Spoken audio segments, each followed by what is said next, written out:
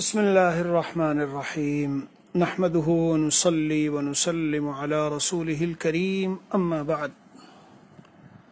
میرے عزیزوں اور بھائیوں، ہمارے احباب میں سے ایک نے سوال بھیجا کہ میت کے ایصال ثواب کا صحیح طریقہ کیا ہے، کیونکہ اس میں بہت ساری بدعات و خرافات پیدا ہو چکی ہے۔ لوگوں کو علم نہ ہونے کی وجہ سے صحیح صورتحال کا پتہ نہیں ہے، اس لیے قبروں پہ جاتے ہیں اور نہ معلوم کیسی کیسی حرکتیں کرتے ہیں، اور خود ایصال ثواب کے لیے بھی کہ یہ 40واں ہے، یہ تیجا ہے، یہ بکرا ہے، یہ فلاں ہے، یہ فلاں ہے۔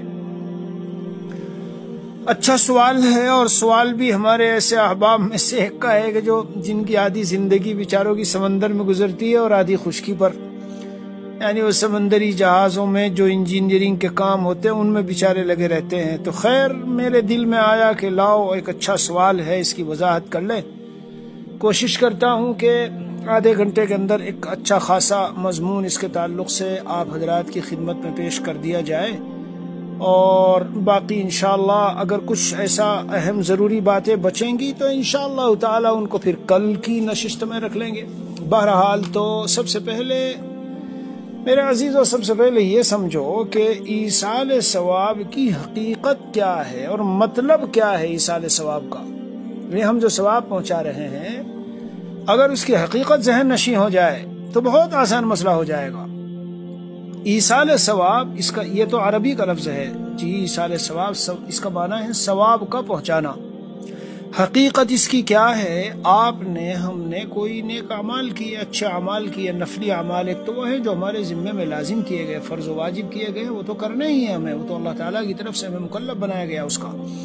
لیکن کچھ ایسے نفلی اعمال ہم نے کیے جی جو اخلاص کے ساتھ خالص اللہ عز و جل کی رضا کے لیے کیے گئے، اس لیے کہ اس کے بغیر تو ثواب ہی نہیں ملے گا۔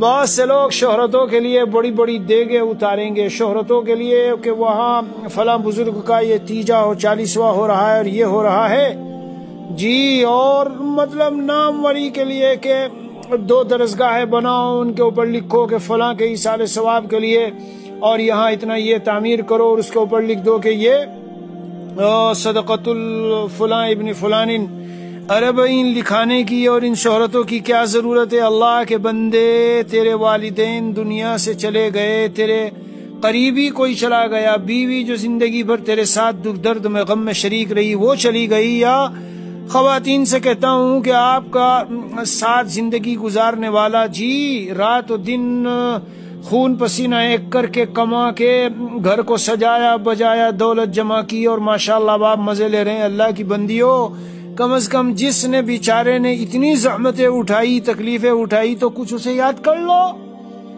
اس کو یاد کر لو اور اس کو ثواب پہنچاؤ۔ جس طرح قبر میں، جس طرح ڈوبنے والے کو تنکے کا سہارا، وہ ڈوبنے والا چاروں طرف دیکھتا ہے کہ کہیں سے کوئی سہارا ملے مجھے اور مجھے بچا لے۔ حدیث پاک میں نبی اکرم صلی اللہ تعالی علیہ وسلم نے یہی مثال دی ہے کہ ڈوبنے والے کی طرح ہے۔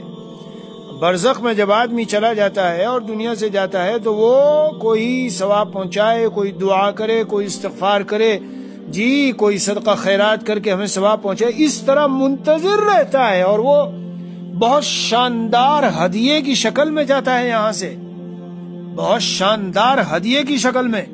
حضرت نبی اکرم صلی اللہ علیہ وسلم کی خدمت میں ایک صحابی حاضر ہوئے اور عرض کیا کہ اللہ کے رسول، یا رسول اللہ، میرے والدین کی وفات کے بعد وہ تو چلے گئے دنیا سے، اب دنیا سے جانے کے بعد میرے پاس کوئی راستہ ہے کہ ان کے ساتھ حسن سلوک کی کوئی صورت ہو جسے میں اختیار کر لوں؟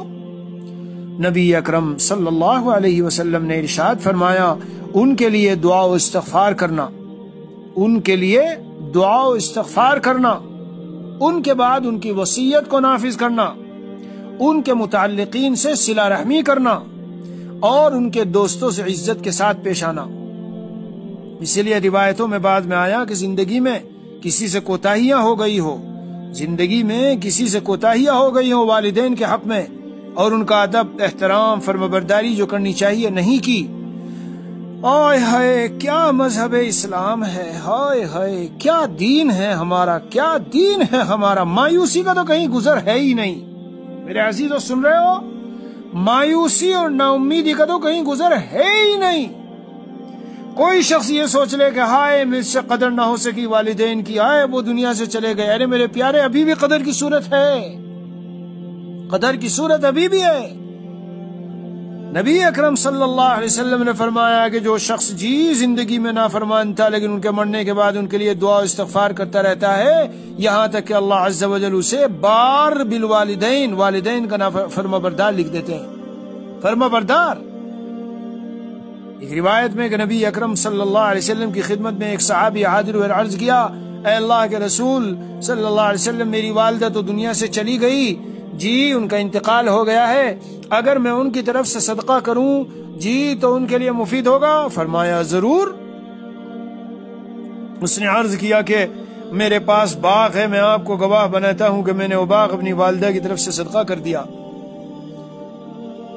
ایک روایت میں پانی جاری کرنے کی بات آئی کہ اچھے سے اچھا صدقہ کیا ہے کہ پانی جو ہے، جیسے کنواں جاری کرا دیا، نل وہ کرا دیا، پانی کا ٹیپ وغیرہ مسجد میں یا کہیں غریبوں میں یا کہیں ایسی جگہ پر لگوا دیے۔ بہرحال خلاصہ تو میں یہ کہہ رہا تھا، جس شوہر نے خون پسینہ ایک کیا ہے اور اس کے کمائی سے گھر خریدا گیا اور یہ سارا ہوا، اور جن والدین کی کروڑوں کی زمین و جائیدادوں میں پھل پھول رہے ہو، پیارو پیارو ان کو مت بھولو، ورنہ تمہاری اولاد بھی تمہیں بھولے گی، ان کو مت بھولو، ورنہ مستقبل میں جب تم دنیا سے چھوڑ کے جاؤ گے تو تمہاری اولادیں بھی تمہیں بھول جائیں گی۔ اس لیے ان کے ثواب کے لیے، ایصال ثواب کے لیے اور ان کو ثواب پہنچانے کے لیے پہلے تو یہی کہ ان کے لیے مطلب جب بھی موقع ہو ایسی قبولیت کے اوقات میں روز دعائیں مانگو۔ میں تو کہتا ہوں کہ والدین بھی کہیں بھولنے کی چیز ہے؟ ارے بھائی والدین بھی کہیں بھولنے کی چیز ہے؟ بتا رہا ہوں آپ کو، زندگی گزر جائے، سانس آخری ہو، تب تک بھی اس دن بھی دعا مانگی ہو والدین کے لیے، جب ثواب پہنچاؤ، قرآن پڑھ رہے ہو ثواب پہنچاؤ تو خیر۔ ذرا سا حقیقت بتا رہا تھا میں کہ ایصال ثواب کی حقیقت کیا ہے، مطلب کیا ہے؟ مطلب یہ ہے جو اعمال صالحہ نافلہ نوافل کی قبیل سے عبادات بدنی مالی جو بھی، بہرحال اختلاف اس میں ہو، وہ ہمیں کوئی فقہی مسائل کے یہاں اختلافات بیان نہیں کرنے، لیکن بس مختصر یہی ہے، مالی عبادت ہو، بدنی عبادت ہو، نوافل کی قبیل سے آپ کر لو تو جو ثواب آپ کو ملا ہے اللہ کی طرف سے ان اعمال کے قبول ہو جانے پر، اب آپ اگر دل میں بھی یوں کہہ لو کہ جو ثواب مجھے ملا، میرا یہ ثواب میری امی کو، والدین کو، رشتہ داروں کو، میرے اساتذہ کو، تلامذہ کو، حضرت نبی اکرم صلی اللہ علیہ وسلم کو، صحابہ کرام کو، تابعین کو، تبع تابعین کو، اور مجاہدین کو، اور فلا فلا فلا وغیرہ، جو بھی آپ نیت کر لو تو میرے عزیز سب کو یہ ثواب پہنچ جائے گا، سب کو ثواب پہنچ جائے گا۔ یعنی زبان سے اگر آپ نہ بھی کہو، صرف دل میں نیت کر لو تو اصل نیت ہے، یعنی آپ نے یہ نیت کی کہ مجھے جو اس پہ ثواب ملا، اے اللہ میں اپنے ثواب اپنی مرحومہ امی جان کو، اپنے مرحوم والد کو، اپنی مرحومہ خالہ کو، خالو کو، فلاں کو، ماموں کو، یا اپنے فلاں چہیتے لاڈلے میرے استاد جو دنیا سے چلے گئے، جن سے ہم نے دین سیکھا، اے اللہ میں ان کو پہنچاتا ہوں۔ دل میں نیت کر لی، پہنچ گیا۔ جی ہاں،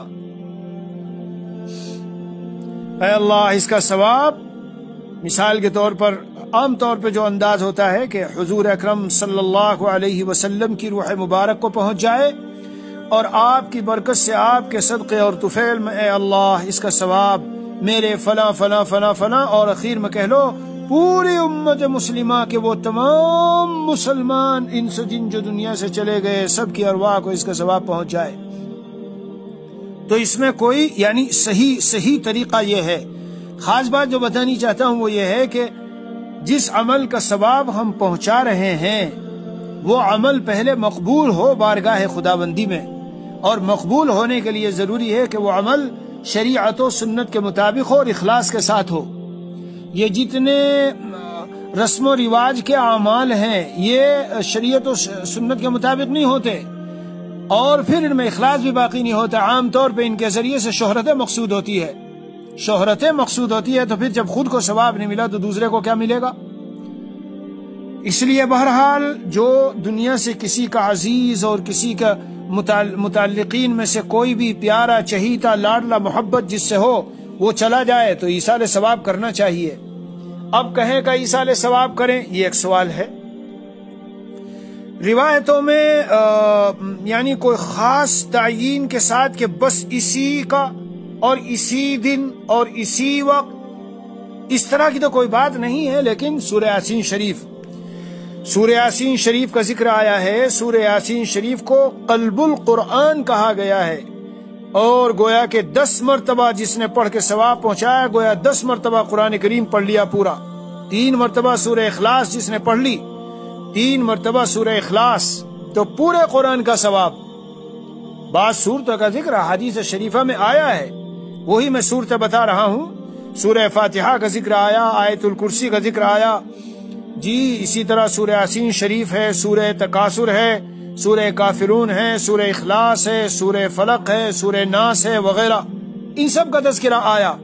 تو جس کو جیسی فرصت ہو، میں تو یہ طریق اختیار کرتا ہوں. میرا جو وہ ہے، جب کبھی جاتا ہوں کہ قبرستان میں اگر جانا ہو جمعے کو چلے جانا چاہیے، بالخصوص جی اپنا خاص کوئی قریبی والدین وغیرہ ہوں تو ان کی زیارت کے لیے. جمعے کے دن روایات میں کچھ خاص باتیں آئی ہے کہ عالم برزخ میں اموات کچھ زیادہ یعنی ان کو جو جائے گا قبرستان میں اور ثواب پہنچائے گا تو زیادہ پہچان اور معرفت ان کو حاصل ہوتی ہے.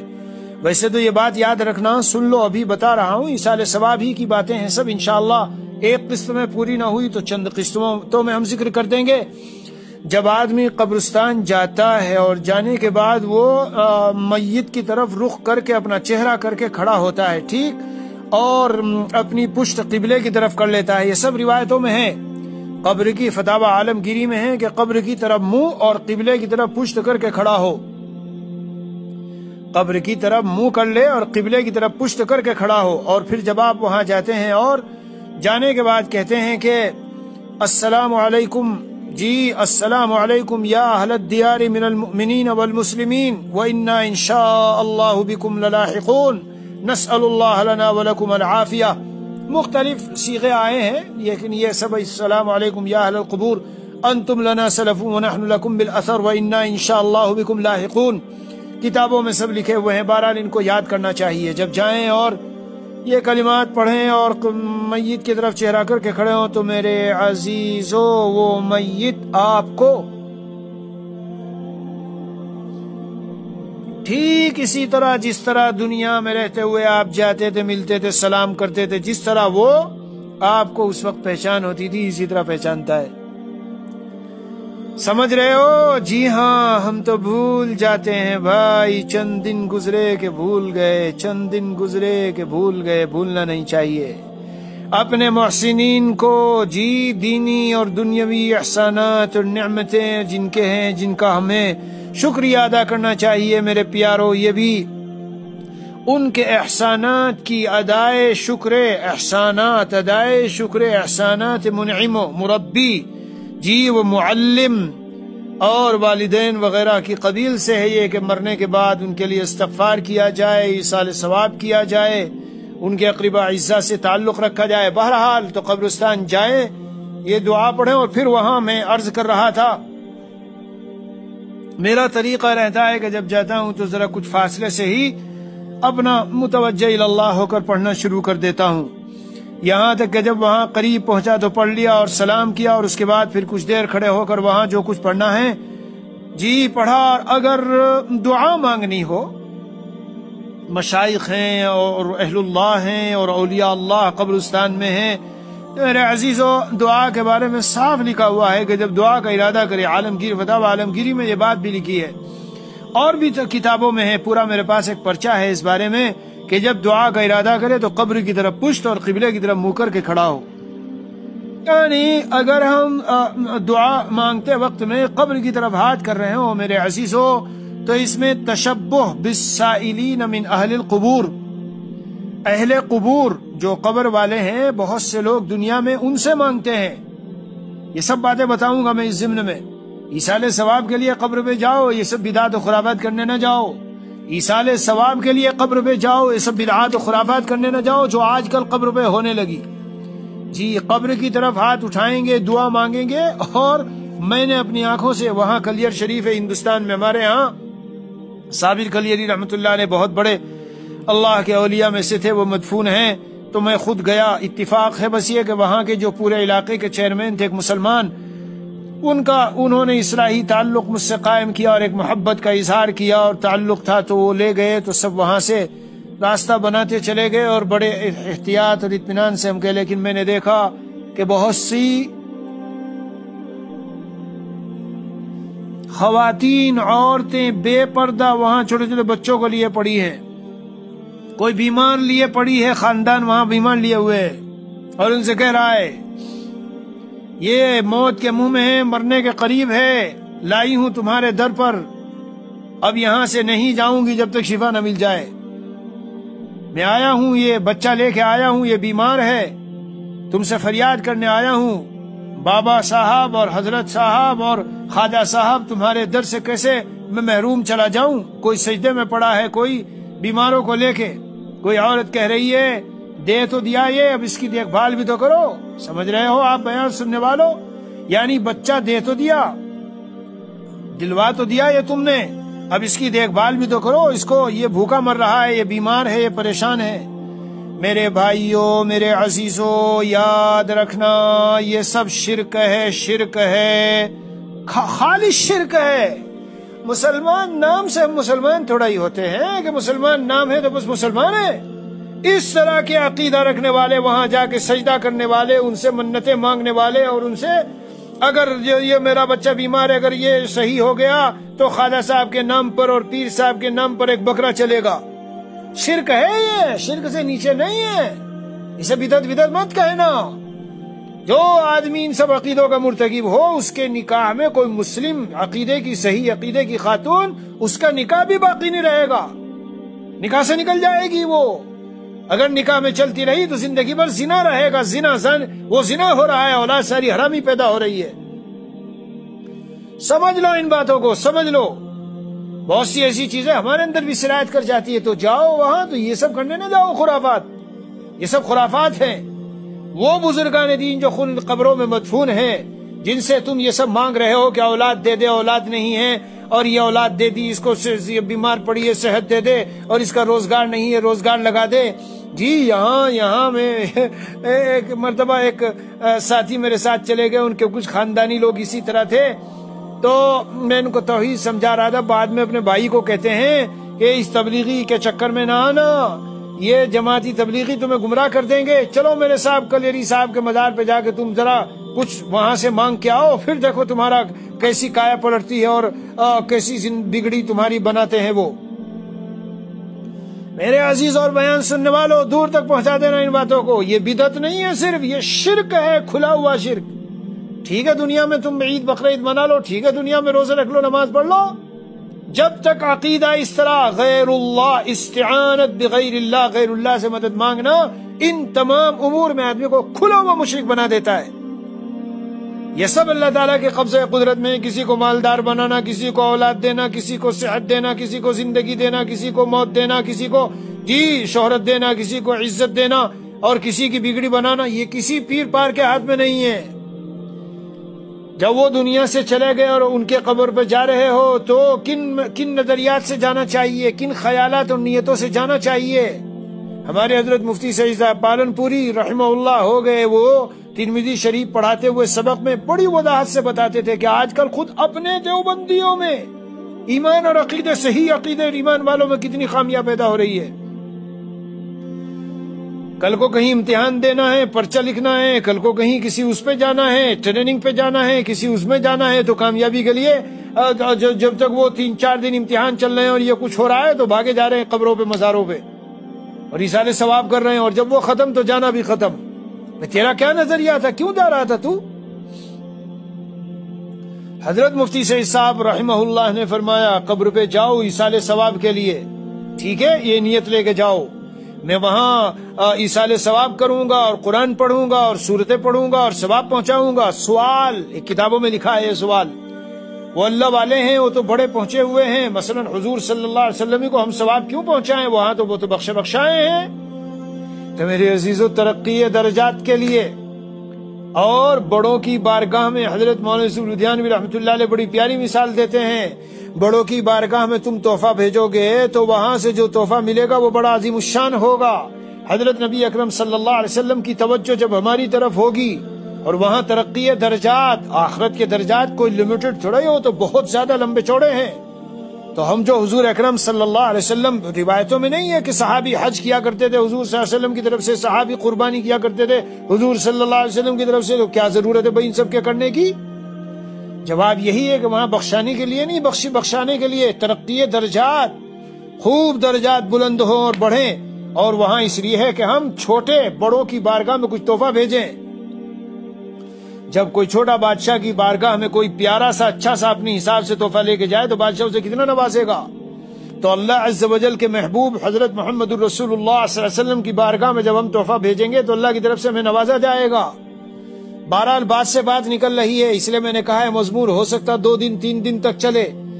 حضرت مفتی سعید صاحب پالنپوری رحمہ اللہ فرماتے تھے وہاں جا رہے ہو تو نمبر 1 نیت کیا ہونی چاہیے؟ ایصال ثواب کے لیے جا رہے ہیں، قرآن پڑھیں گے اور اسی طرح یہ سورہ یاسین شریف پڑھیں گے، سورہ اخلاص پڑھیں گے. اور اس میں بھی ایک بات بتاتا چلوں، جب وہاں جاؤ اور قرآن کریم وغیرہ پڑھو تو ہلکی آواز سے پڑھنا یہ زیادہ پسندیدہ ہے.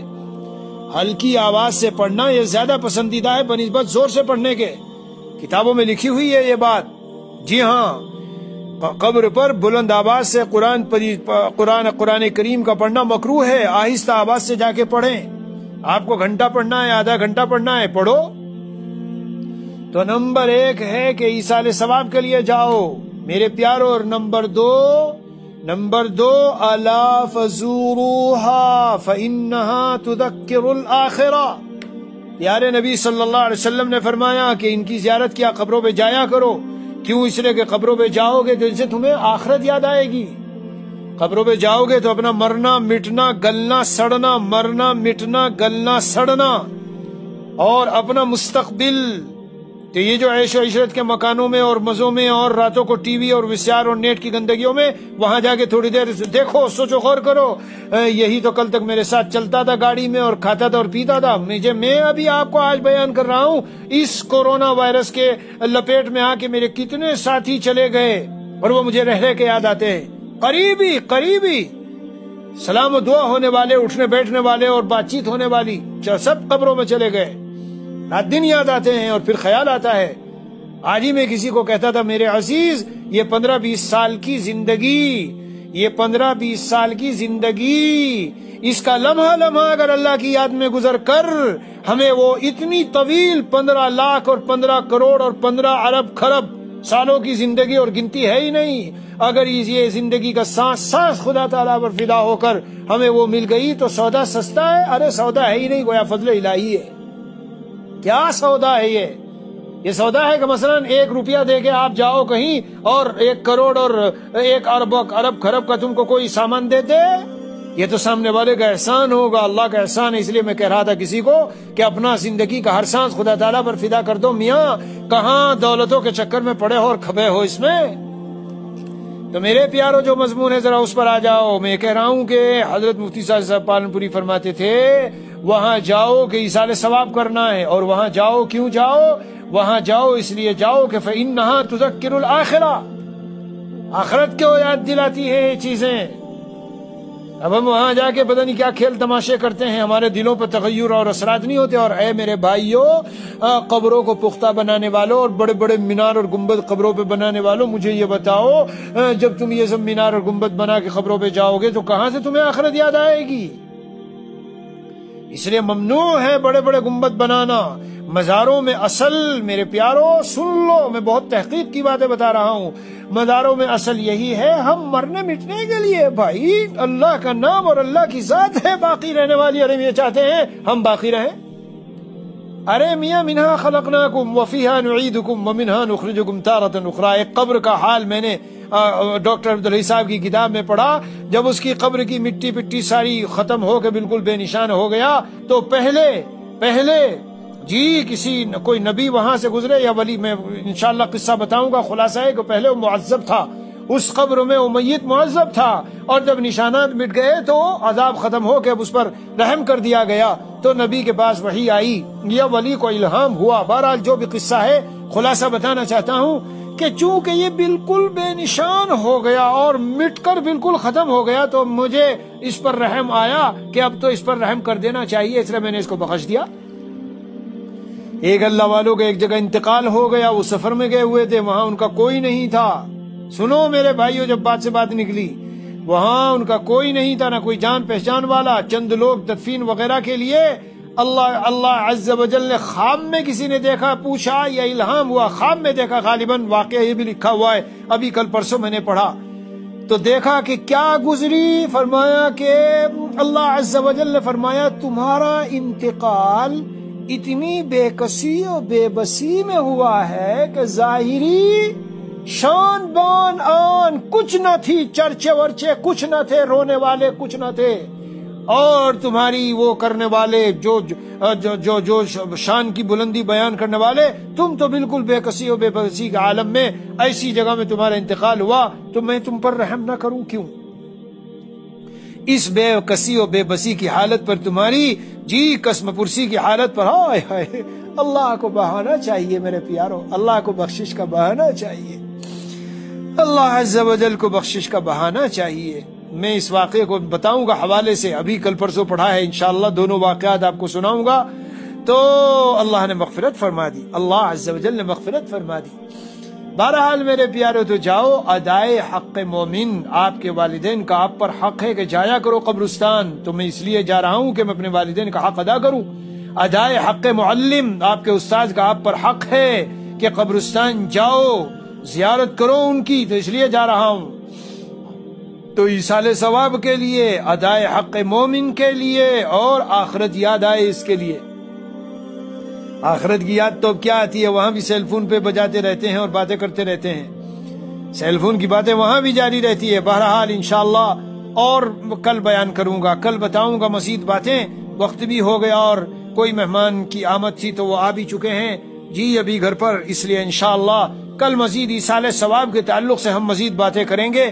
اللہ لیکن میرے پیارو بھولو مت اپنے مرحومین کو، بھولو مت جو دنیا سے چلے گئے، صبح شام ان کو ثواب.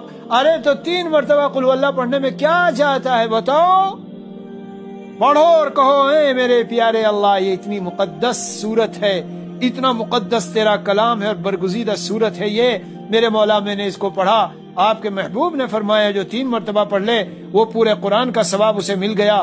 اس لیے میں آپ سے بھیک مانگتا ہوں، یہ جو مقدس کلام میں نے پڑھا ہے اس کا ثواب میری امی کو پہنچا دیجئے، میرے فلاں کو، میرے فلاں کو، میرے فلاں کو.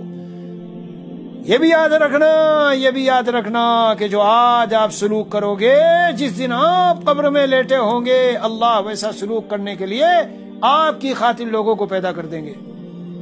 جی ہاں، اور ہم تو اخلاص کے لیے کریں پیارو، ہم تو اخلاص کے لیے کریں. سب بہت کچھ باتیں ہیں اس پر انشاءاللہ بتاؤں گا. اللہ جو اجر دیں گے آپ کو کل بتاؤں گا ان سب سوالوں کو. اللہ تعالی ہمیں سنت و شریعت کے مطابق زندگی گزارنے کی توفیق دے، اور اللہ تعالی ہمیں بار بالوالدین، والدین اور اپنے اقرباء اعزاء کے ساتھ حسن سلوک، اچھا سلوک کرنے والوں میں اللہ تعالی اب موت کے بعد اور حالت حیات میں بھی اللہ شامل فرما لے. وصلی اللہ علی النبی الکریم وعلی آلہ واصحابہ اجمعین والحمد للہ رب العالمین.